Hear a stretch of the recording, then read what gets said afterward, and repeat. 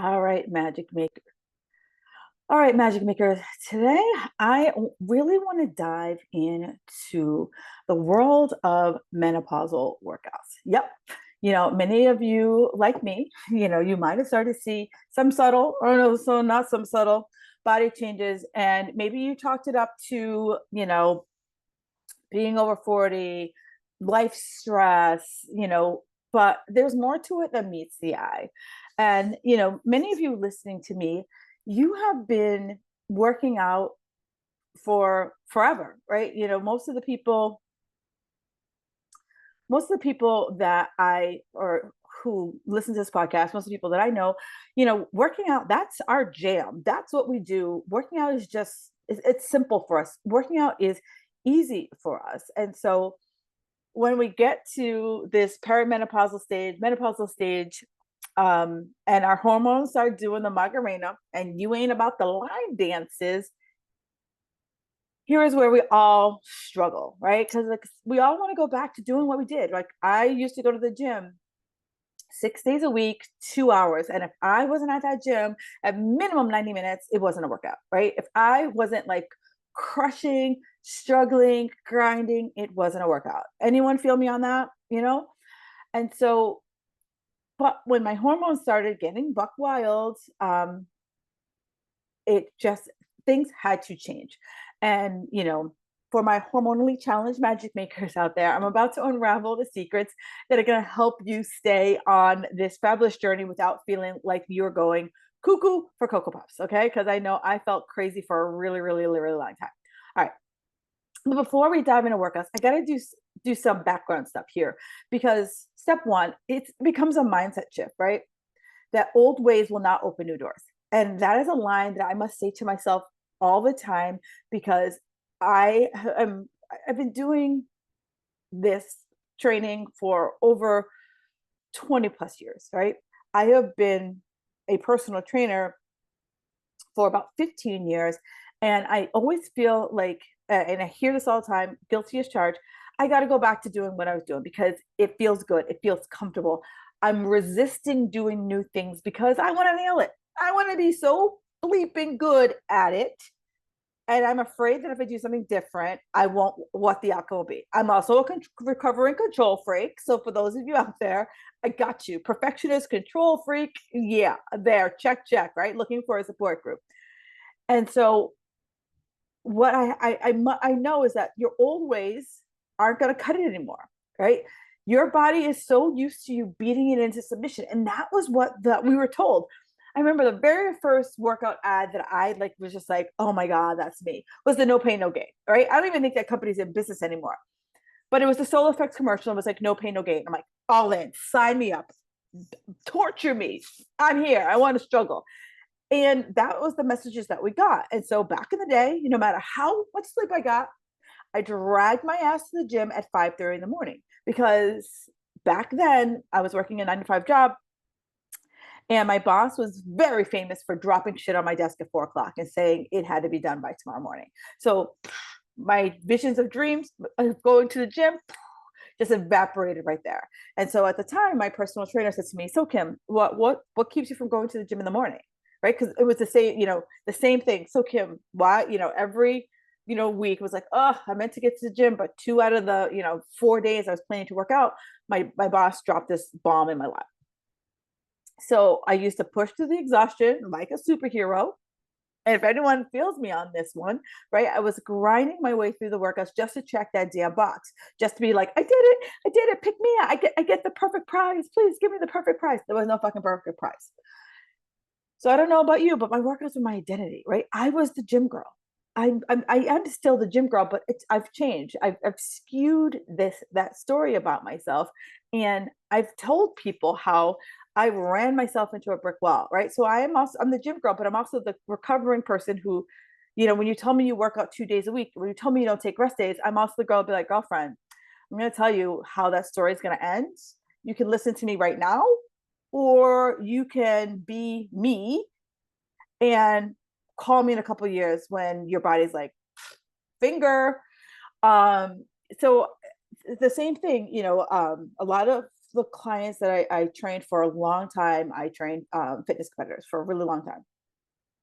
And I know when I first started, training, started doing fitness competitions back in the mid 2000s, the training protocols were really hardcore. And so one of the women that I still train, she's still, she's in her, late 50s.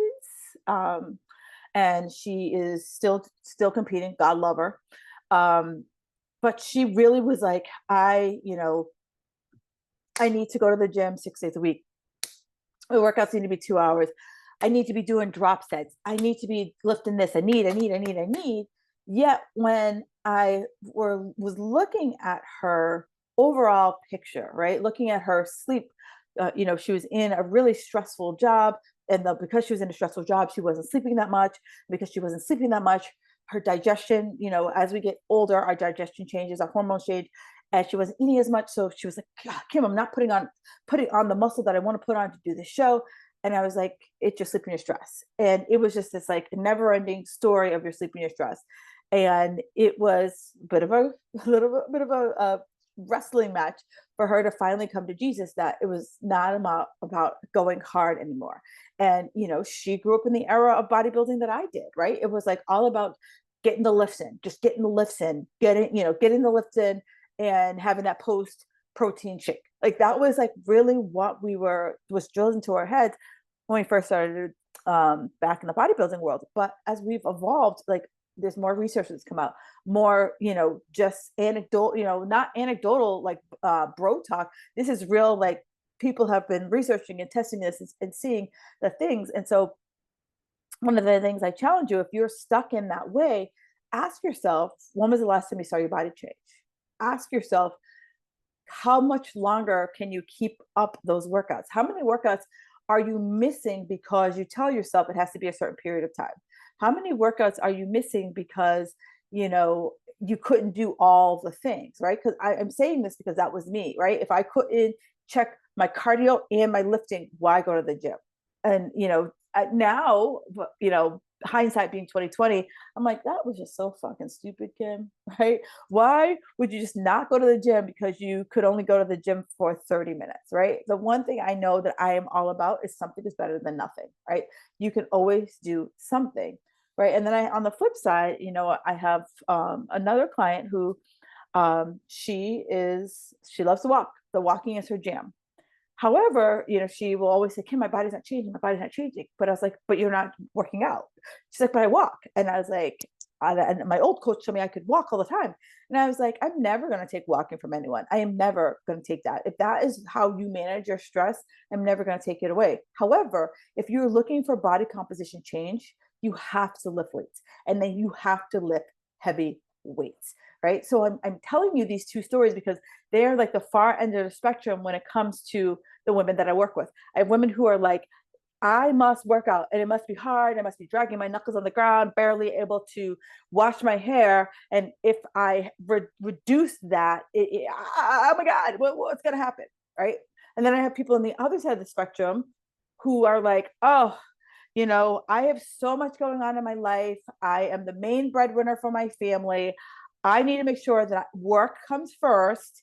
And the only thing I have time for is to take a walk, right? So it's like, I have those two ends of the spectrum. And as you are listening, you can identify with one of those two women, right? So that's why I wanted to give you that kind of concrete example, because, you're here because you want more, right? You're listening to, you've listened to this podcast this far because you want more. You want to lose weight, you want to reshape your body, or you just want to just get some freaking extra energy. I'm here for you. But hold up, before we get deeper into the program, before you want to go all Hulk on your workouts, let's talk about sleep and stress, right? That is the one thing I will always ask my people every single week. I will always ask them about their sleep and their stress, because they are the unsung heroes of this hormonal battle. Okay. That is just, if you're stressed like a mofo and you're not sleeping, boop, boop, like, no, we can't overcompensate with lifting at the gym. You can't overcompensate with chicken and broccoli, right? We got to figure out how do we get better at managing our stress and our sleep so that we can start to see the changes in our body, because those two things, I want you to think about, like, every night you plug in your cell phone, right? Now imagine if you kind of like, and this has happened to me, I'm sure it's happened to you, you thought you fully, plugged the connector into your phone, but you kind of half plugged it in. And so the phone didn't get as much of a charge as it needed. That's sleep and stress when it comes to your body. Your body is like, okay, it goes into that low battery mode where it's like, I got to conserve this energy so that I can keep your brain thinking, keep you breathing, and keep your heart beating. Right? Those are my three main functions. That's what your body thinks. Those are my three main functions. So it systematically goes through all of the other systems that your body is working. And it says, okay, I don't have enough energy for this. So I'm going to start to shut things down that aren't necessary for keeping you alive. All right. So I want you to start to think about, that's why I'm such a pain in the rum shaker about sleep and stress. Now, and then we're going to talk about nutrition, right? Because if I start to kind of like break out how this all plays into the grand scheme of life, nutrition is about 60% of the game, right? And that's like looking at your nutrition, and then sleep and stress, they come in at about 20%. And then we have our workouts, right? So it's like the bulk of my change is going to happen nutritionally. And so that's really, today is all about workouts. I'll have a whole nother podcast talking about nutrition. And I actually talk mostly about nutrition, but we have another podcast talking about nutrition. And if you have specific questions, do me a favor, reach out to me in the socials. And that way can help me shape an upcoming Fit Girl Magic podcast. All right. So I know that for many of you, like, sweating it out is your therapy, right? It is your, like, but here's the thing that I just always want to keep in your mind. If your body is already like, imagine you're sitting outside and you're in front of one of those like fire pits. Yes, that's what we're looking for. You're sitting outside of one of those fire pits, and the fire pit's like, it's hot and it just feels so good and you feel so cozy. And then you throw another log on it. That is what your body is like if you're in stress mode. My body is already on fire. And I'm like, I'm going to work out. Another log onto that bonfire. And the fire just like kind of like flares up, and then it starts to calm down. That's what it's like when your body's in stress mode. And if you are someone who's in stress mode, I want you to take a look at yourself in the mirror. And I want you to like look at your body. Like, do you look like you're filled with fluid? Right? Do you feel easily bloated? Do you feel like your joints always hurt? Does this always feel like puffy? That is a sign of a stress response in your body. Your body is filled with fluid that can give your body this easy energy to run from a saber-toothed tiger. Because even though we've evolved from living in caves, the mind is still there. We have this reptilian brain that still is like, stress equals danger, right? And danger for us in the modern world is, not meeting a deadline. Stress is, worrying about parents or children or any other situation. That's stress for us. But we have the same response as if down the road, I saw a saber-toothed tiger coming for me and I need to run for my life. Okay. So that's why I really want to, kind of preamble this before we get into the meat of the subject. But let's get real here, right? During perimenopause and menopause, your hormones are about as reliable as that friend who never shows up on time. We all have that friend who will be like, hey, let's meet at 5. And homegirl is not rolling in until at least 5:15, 5:30, right? That we all have that friend. Love them as much as we do. We want to choke them out sometimes because they can't get their ass there on time. Estrogen, and progesterone are your friends at this time. They are that friend who never shows up on time. And, I've mentioned this multiple times. It's a, anywhere for up to 10-year journey living in perimenopause. And so this is where strength training becomes the belle of the ball, right? Because it helps you to fill in the gaps that those two hormones are leaving you hanging. And so here's where everybody needs to get serious about strength training. And so here's I'm going to just tell you why the strength training is really, really important, right? what strength training does is it helps us to blood sugar, right? So if I have any type of blood sugar imbalance, it helps me to call out to my cells like, hey, we're lifting here and I need some glucose, right? So blood sugar, glucose is your body's is the sugar in your body. Hey, I need some glucose to really fuel these muscles to help me, lift whatever it is I'm lifting. Osteoporosis, estrogen is such a protective hormone, and that when I start to get, estrogen starts to, wig out on me, I need that protection in my body so that I have strong bones. And how do I get strong bones? By lifting weights. Well, if you think about it, my bones attach to my muscle, and so the heavier I lift a weight, the more it has to pull on that bone. The stronger the muscle pulls on the bone, the stronger the bone becomes. Right? Uh, Also, just muscle tone. So many of you will say, you'll look in the mirror and you'll be like, Kim, you'll pinch something, you'll prod something. For many people, what you're pinching and prodding isn't fat. Muscle doesn't turn to fat. Let me just tell you that right now. Muscle does not turn to fat. What you're seeing is muscle that lacks tone. So whenever it says, I want to be toned, you're telling me you want to put on muscle. And in order to put on muscle, I must lift heavy. So I need to say goodbye to those low weights, those like 2-pound pink dumbbells doing 400 reps. I need to say goodbye. It feels good because it burns, right? Well, anything burns. Like I could run, like I'm not a runner, but I could try to run an ultra marathon. At some point, my body is going to burn because I've done endurance, right? I've repeated something for so much that my muscles are like, oh shit, like kill me now, right? That's what we see in those those low weight, high rep workouts. So if I want to enact change, I want to start to get some type of metabolic response, some type of hormonal response, I must lift heavy. Heavy is relative, right? So I want us to think about what heavy is. And you're lifting like 6 reps, like heavy reps. And you're focusing also on adding power into your workout, as well as following a periodized workout. Yeah, all of this sounds really scientific up in here, but hang with me. I'm going to break it down and explain it to you. Right before I do that, everyone's like, okay, I've written down what I need to do for strength training. Got you, check. Cardio. What do I need to do for cardio? So my cardio queens, some of us need to scale that back, right? We need to bring that back. And for the people who are like, cardio, I fall into the cardio. It's really time to start focusing in on HIIT. And so now HIIT has been this bastardized word for decades. And what I'm saying is I'm not talking about these 30 to 45-minute classes that you're just going hard, right? It's not about going hard.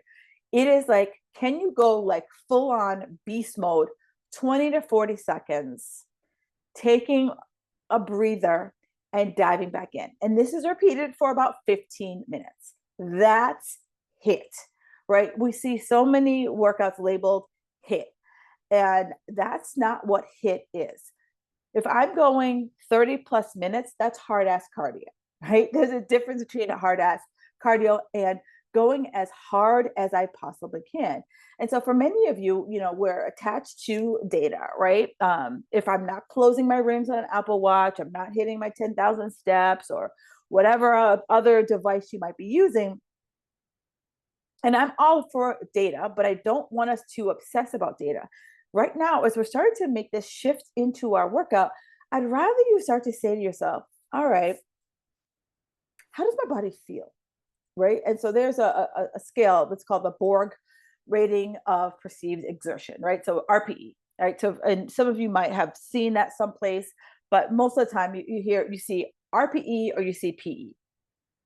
And basically it's a subjective way for you personally, to gauge how hard you feel your body is working during any physical activity, right? It's a way to really put numbers on it. I don't know if you've ever gone to a hospital and they ask you like, and you're like, they're like, on a scale of 1 to 10, how much pain are you in, right? This is the same thing, right? On a scale of 1 to 10, 10 being the highest, one being, the lowest. It's like on a scale of 1 to 10, how hard do you perceive that workout to be?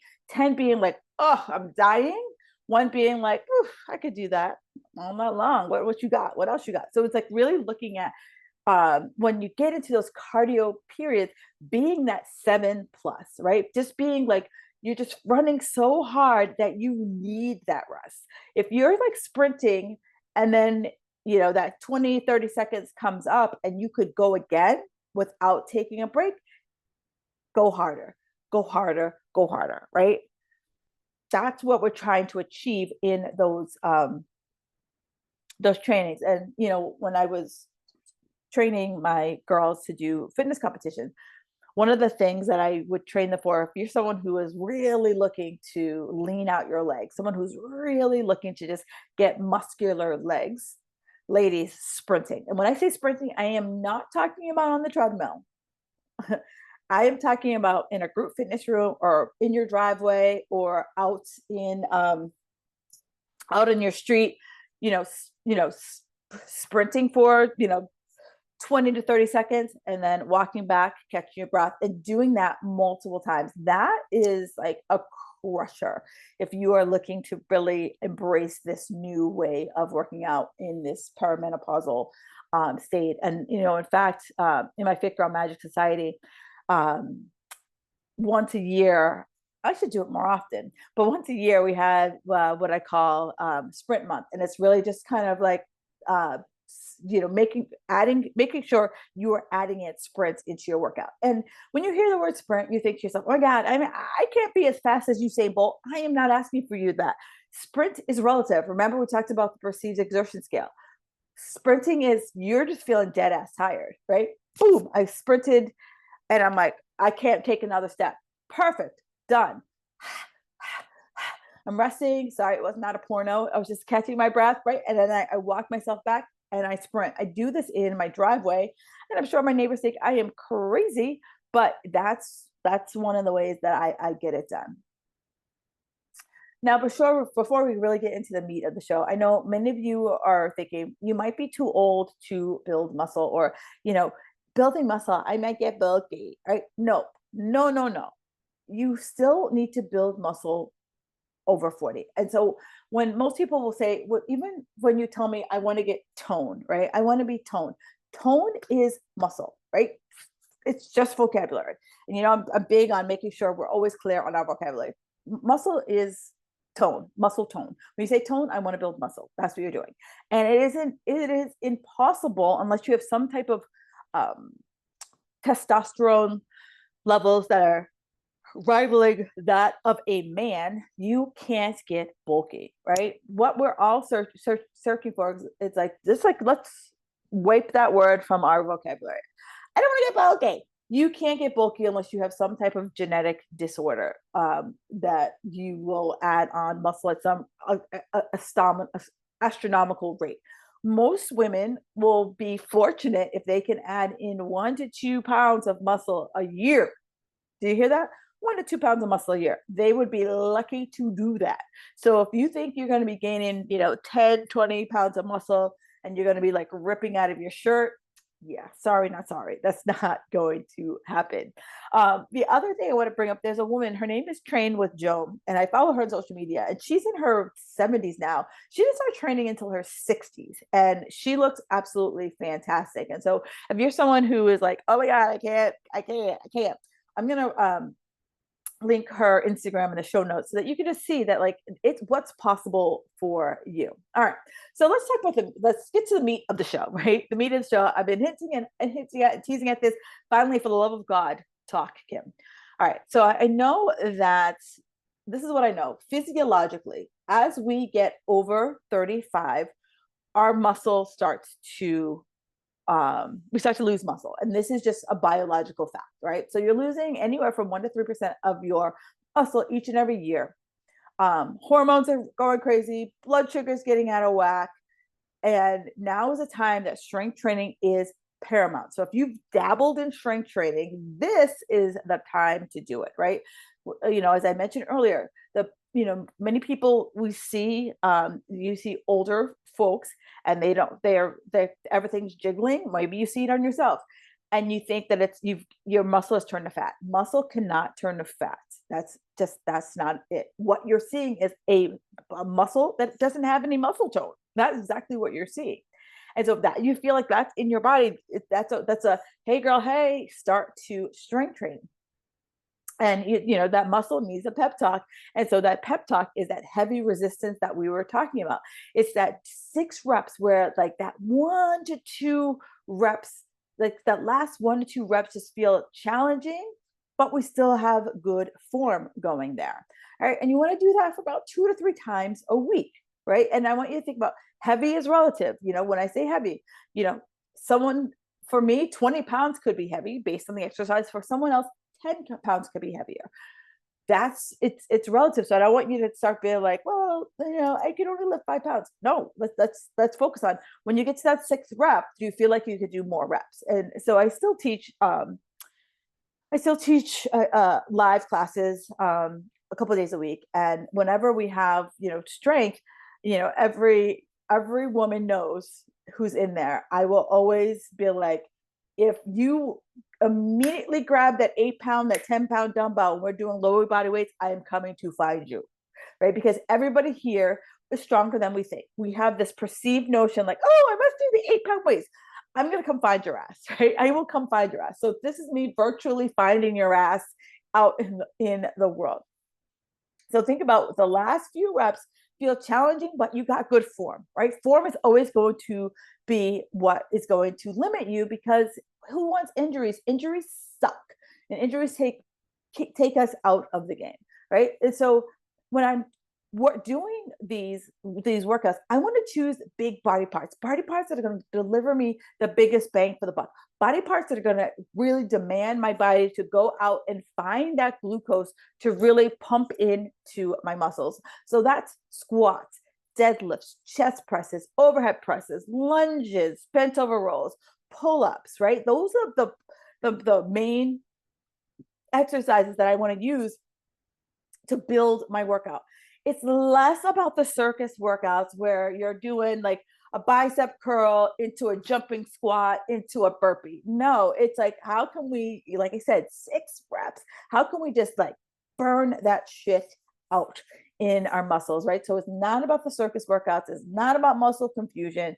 It is looking to create a great periodized workout, right? And so a periodized workout, random workout you found out on some Pinterest page or some YouTube channel or some app, you're following a workout that has a strategic approach, right? Organizing the program so that you're going to maximize your gains and prevent plateaus, right? Risking the risk of burnout and injuries, right? So during a periodized workout, you are varying the intensity of the workout. You're also varying the volume.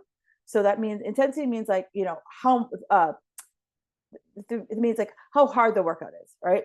Volume is how many reps and sets you're doing. And then also minimizes the plateaus. If you have been doing the same workout since you can't remember, and you haven't been, systematically adding weight. And so, people are like, well, how often should we be adding weight? Again, it's all relative. Some body parts kind of, accelerate faster than others. But if, again, say we look with the 6 reps, if I get to 6 reps and I still feel like the last reps, I worked to get that last rep, great, I stay there. Now, if I get to 6 reps and I'm like, 5 and 6 felt pretty good, I could play with adding on from there. So let's just use this round number. So say I was using 10 pounds for that, and I got to 5 and 6. I'm like, this feels okay. The next set that I do, what if I tried the 12 and I used the 12 and I got to like 3 reps before it felt really like, I can't lift this weight over my head. Then I would go back to 10 and I would finish 4, 5, 6, right? So I want you to think about, I don't necessarily have to go the full 6 reps.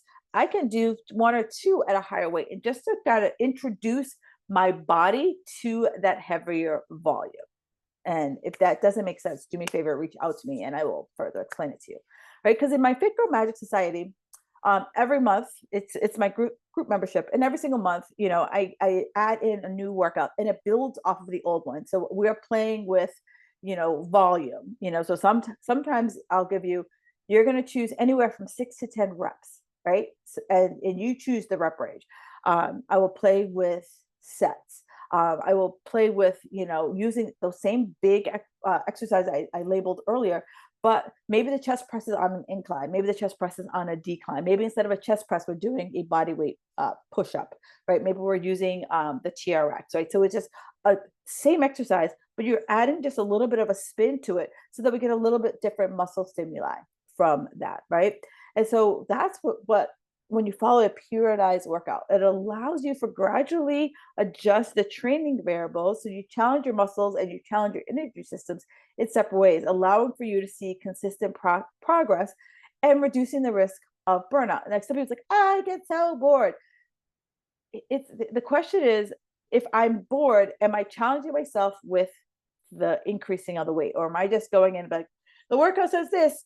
I'm just going to do the same ways I've been doing all along, and so I'm bored. No, it's like really get in there and be like, okay, go old school. I back in the day I used to have this little paper notebook, and it could be on your phone, whatever it is. I like to write on paper. And I would write down what the workouts that I was doing, and I'd be like, okay, last time I lifted 10 pounds. Or I'd be like, all right, I've been lifting 10 pounds for the last 4 weeks. Could I lift 12? Right? Could I do that? And so that's how I was able to challenge myself with those type of workouts. And so many of my A plus plus people out there, you're wondering how long does this workout last? Well, guess what, right? We don't need those 60+ minute workouts anymore, right? And one of my biggest takeaways from CrossFit, right? We could have a great debate on CrossFit, but one of my biggest takeaways from CrossFit is how efficient they've been able to be with their workouts. Most of the workouts last like 20 minutes. And they've taken great programming and they've shrunk it down to 20 minutes where I can get like a great intense challenging workout in less time, right? And then the rest of the time that I could devote to mobility, I could devote to like skill development, or I could be like, you know what, 30 minutes, and I could say 30 minutes where I have like a 5-minute warm up, 20-minute workout, 5-minute cool down, and I'm out. I can do that. So for my ladies who are 40, one of the biggest reasons I hear why you can't be consistent with your workouts is time. I'm solving that for you right now, right? Let's stop saying I need to work out for 90 minutes. Can you give me 15, 20 minutes? And right, and we talked about sprinting. So that sprinting was about 15 minutes of work, right? So can I do a 15-minute sprint, and that's my workout, right?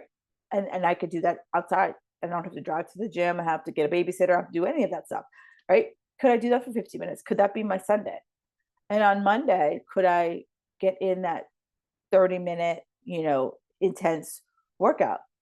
Maybe Tuesday is my rest day. Maybe Wednesday I can do another sprint. Maybe we could do sprint and a lift on the same day on Wednesday. Maybe Thursday is another rest day, right? And maybe that's my week. Maybe Friday I can do a sprint. But do you see what I'm saying? We're taking and we're being smarter about our workouts versus harder. And let's just face it, we don't have the time anymore, or the mental capacity. Like I mentally had to stop feeling like I needed to be like, okay, hang on, in order to get that workout in. All right, okay, so if I go here, all right, if I move this client, but no, I was just like, oh my God, I spent so much fucking time trying to figure out how I was going to get in my 90-minute workouts. Now my workouts are maybe an hour, right? I'm more consistent with them. Right? I can do these workouts on vacation and not be like, oh crap, like, oh, what can I need to drag this, bring that. Can I Google where the nearest gym is? I don't have to do that anymore because a lot of the workouts I know I can do in a hotel room, right? In an Airbnb without a whole lot of stuff that I need to bring with me or Googling where the nearest gym is, right? And so if you're someone who is currently working out like 60+ minutes and you're like, oh, Kim, like, girl, I don't know.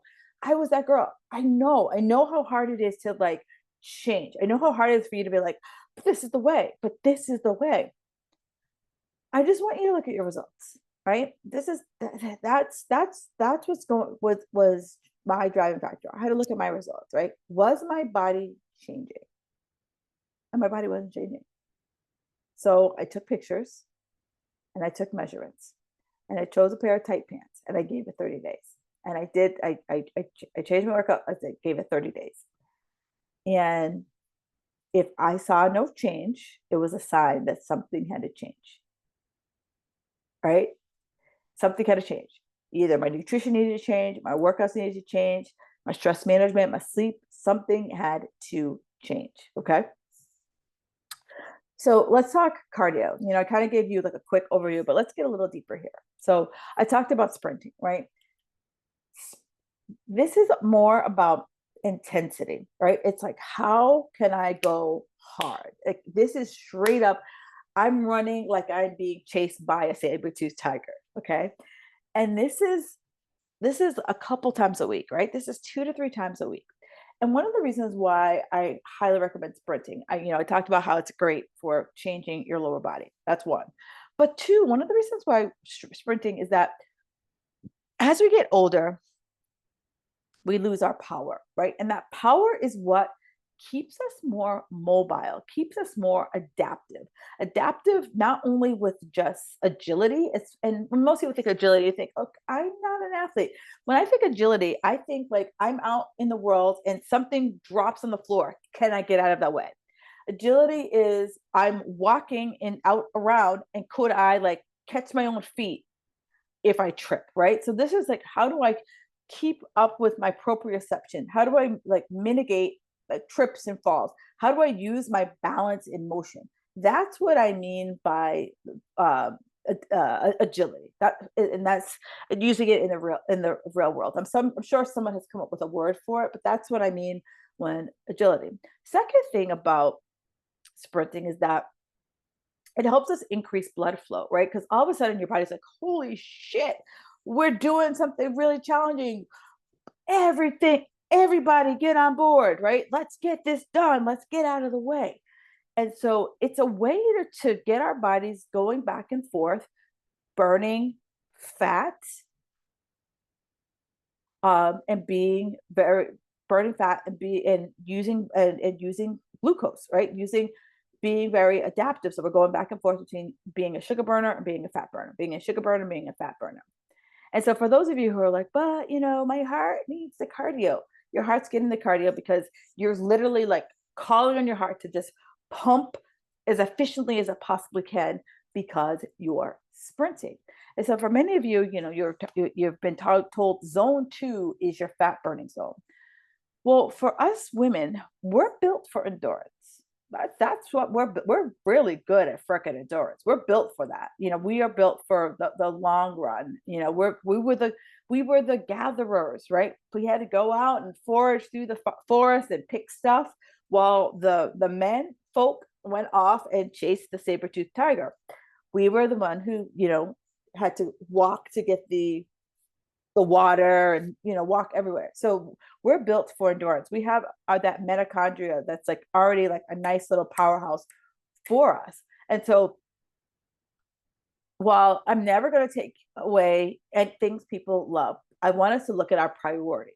That's the biggest thing. I want us to be smarter about it. Like if you love walking, and I mentioned that client earlier, I'm never going to take walking away from her. However, if she tells me her priority is that she wants to put on muscle tone, we need to figure out how we can fit in at least 2 to 3 days of strength training into her walks, if that's her goal, right? So it's always like, what is your goal? How much time do you have for that goal?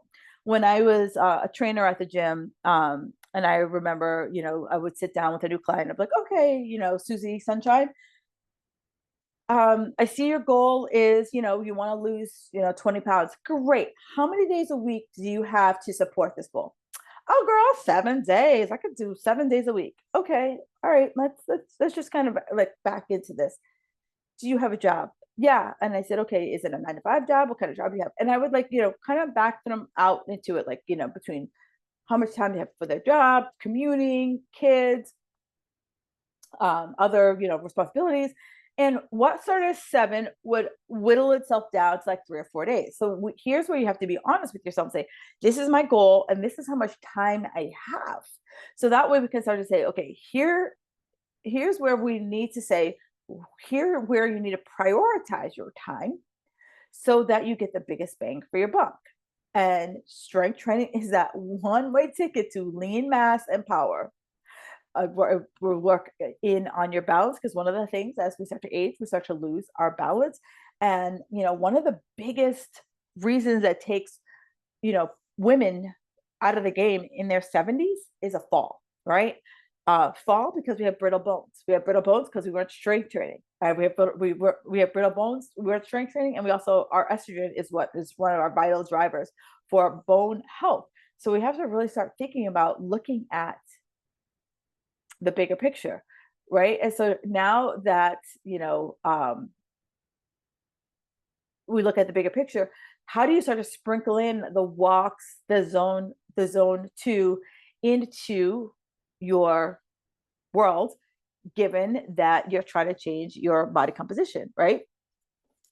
And so the same thing was said about your classes. I know people love going to the classes, the accountability, the music, it could be the instructor, could be like you don't know what to do on your own. I get you, but I want you to kind of say, like, let's prioritize the classes that you go to. We really want to make sure that we're hitting those classes that are asking me to lift the heavy weights, right? Versus the light weights with many reps, like heavy reps. And again, heavy is relative.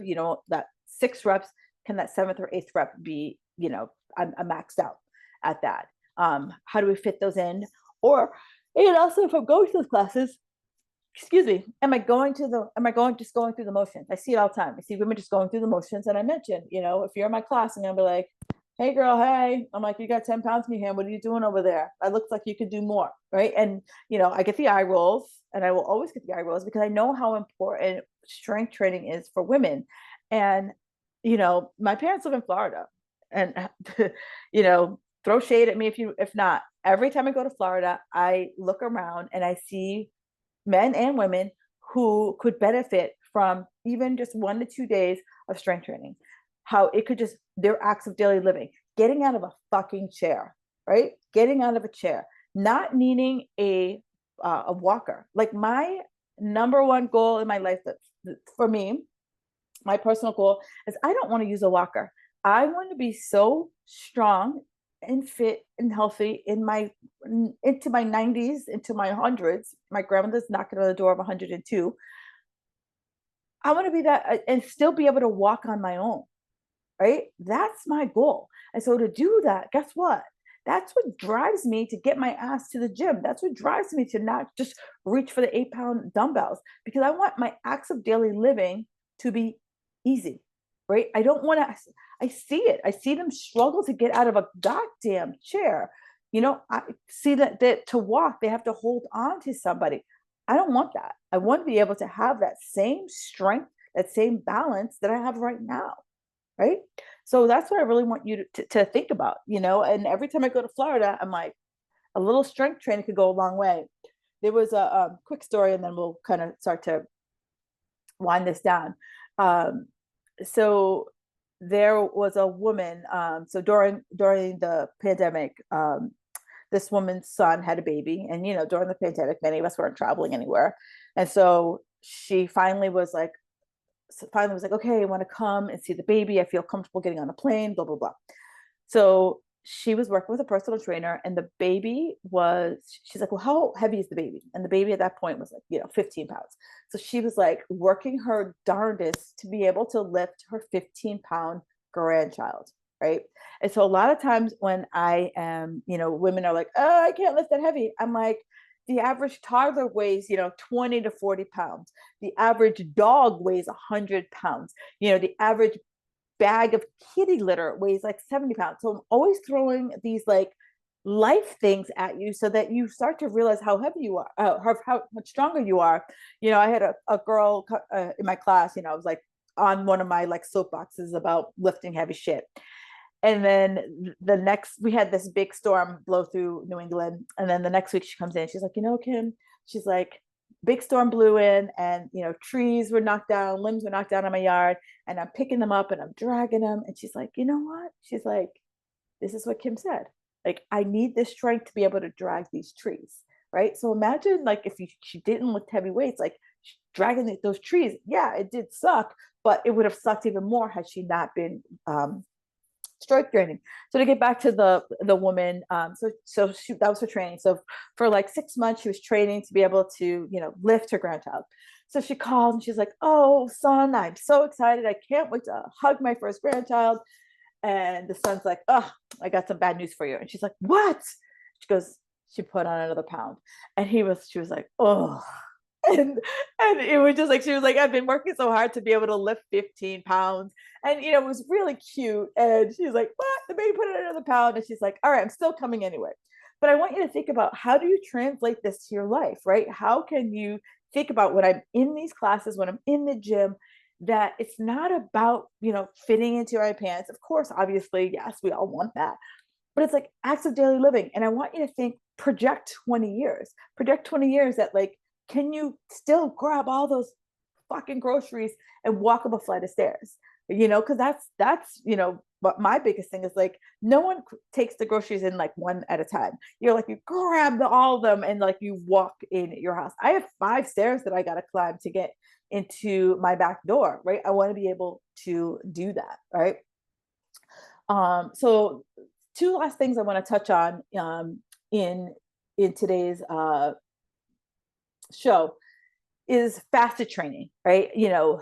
When again, going back to bodybuilding, this was such bro science. It was like, fasted cardio first thing in the morning. Woo! That was how you were going to burn more fat. Well, there's been research on that, and it's negligible, right? The what you get is negligible. It's not worth the hype that it is. Like, you'll see fitness fitspo post hashtag fasted cardio. It's not worth the hype, right? So here's where I tell you, if you're someone who works out first thing in the morning, your hunger hormones, they deserve more. If I work out fasted, my hunger hormones, so that means my ghrelin and my leptin are going to get all like wonky because I'm suppressing them. Not to even mention your thyroid. And we know our thyroid is that master controller. And I did a whole podcast on that, and I'll link to that in the show notes. But all in that, we're also pushing up that cortisol, right? So all the things that we've been trying to say, like, we don't want doing fasted training, be it cardio or lifting. Let's quiet that noise. So if you're someone who is hitting the gym first thing in the morning, you want to grab at least 100 calories of food. So that means we're doing about 20 grams of protein and 30 grams of carbs. And this is fast acting. So it's like, you're having a protein shake and throwing in some water there. Maybe having like a half of a protein bar. These are, especially if you're working out first thing in the morning, it's like little things that aren't going to, hurt your stomach. And if you're someone who's like, "Oh, I just can't work out with, something in my stomach," one of the things I always tell people is that, can you drink this while you're working out, especially like a whey protein shake? It doesn't have a lot of stuff in it. One of the things I would do is like a whey protein shake and throw some BCAAs in there. So that way you get like a little bit of like the carbs to start your that Krebs cycle going for you, but you're also getting a little bit of that protein, so that you're fueling your body, right? Fueling the body. And especially as we are trying to fight that muscle loss in that 40 plus zone, this becomes even more paramount, as well as that post workout. And again, we're looking for something that's a fast acting carb and a protein, right? So ladies, here we are. We are on the bleeding edge. No one, and I've said this before, no one told us about perimenopause, menopause. No one told us what the workouts should be. No one told us about food. No one told us about this. So here we are. We're like the pioneers navigating new terrain. So we're really just having to be very mindful of, okay, how does this workout affect my body? Is it affecting my body? Is it giving me any change? Or I've just been doing this for so long. This is all I know. This is all I can do. Right. Really questioning yourself on that. Because I know I had to question myself. I was so rigid and fixed on how I did shit. And that's what really put me in a pickle because I wasn't willing to change. And even now, some of the changes that I've been making to do some other changes, it is really hard because it's just things I do that are just ingrained, and I don't even think about it till after the fact. I was like, oh shit, I didn't, I've been really focusing on post nutrition workout. And I was like, a post workout nutrition. And I was like, oh shit, I forgot to add this. I forgot to put in that carb. I forgot to do this. And so I really want you to start to think to yourself, like, can I change? Am I willing to change? Because if I want to see a change, I have to make a change. And I know I say that all the time, but I need you to like hear that, right? Because like sometimes, you hear it when you're ready. And some of you might not be ready to hear it right now. Maybe, some of you might have listened to this again in 6 months and be like, okay, I'm ready to hear what she said. Before I thought she was like full of hooey, but right now I'm ready. I'm ready to make that change. I'm ready to hear what she has to say. All right, so ladies, welcome to the new terrain, the new frontier, if you will. And it's time for us to feel thriving, be able to thrive in this climate and embrace the changes, rock the workouts. You are not alone in this journey. And I'm having a 3-day challenge that is coming up next month. And it's all about helping you thrive in menopause, really focusing in on, what do I have to do with my diet so that I don't feel like I'm going crazy. What are some of the habits I need to start focusing in on to make sure that I create this sustainable lifestyle for myself? And finally, what are the hormones? Like, what the hell is actually happening to my body? I know everyone says hormones, but I have no idea what is happening. So I got a 3-day mini course coming your way next month. So if you want to be that first person to hear about it, do me a favor. In the show notes, I have attached a link to get in on the wait list. So until then, ladies, stay strong, stay fabulous. I will talk to you next week.